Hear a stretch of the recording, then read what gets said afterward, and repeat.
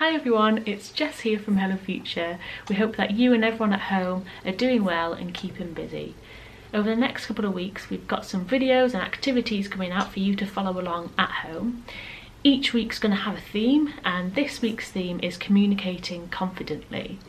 Now we're going to be looking at the soft skill of communication, and I've got a question to start with. I've been messaging a lot of friends and family recently, as we all have I'm sure, and it got me thinking about how we message. So for example, if you send this message, so hi, how are you, quite friendly, and you receive this reply, what's your response to that? I've asked this to groups in different schools and colleges across Cumbria, and I get different reactions. So for me personally, my instant thought is, what have I done wrong? It just seems a little passive-aggressive, that message. For example, there's no use of emojis, there's no exclamation marks, and a big no-no for me is the use of full stops. To other people though, there might not be anything wrong with that message, they just see it as getting straight to the point. And it's interesting because we all message differently.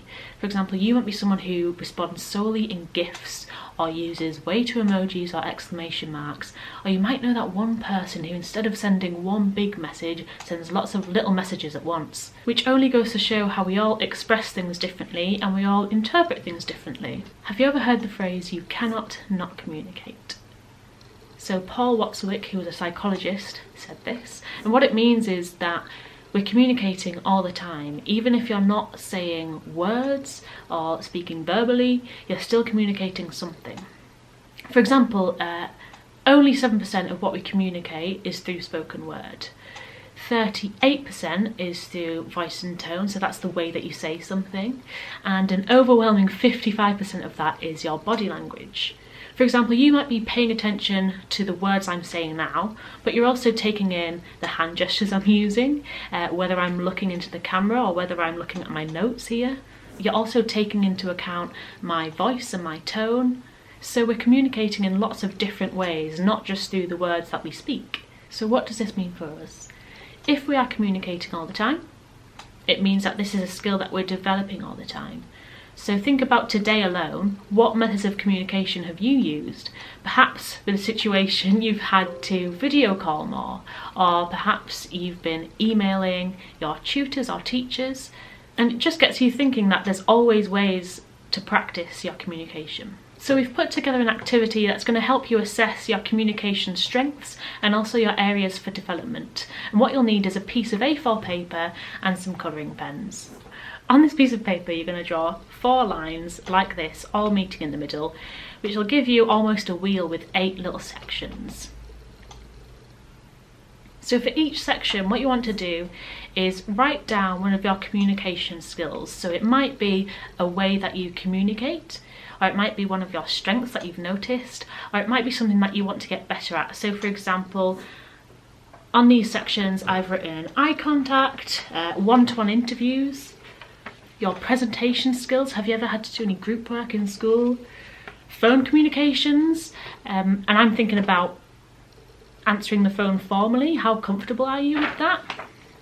Group discussion, what's that like when you're group working?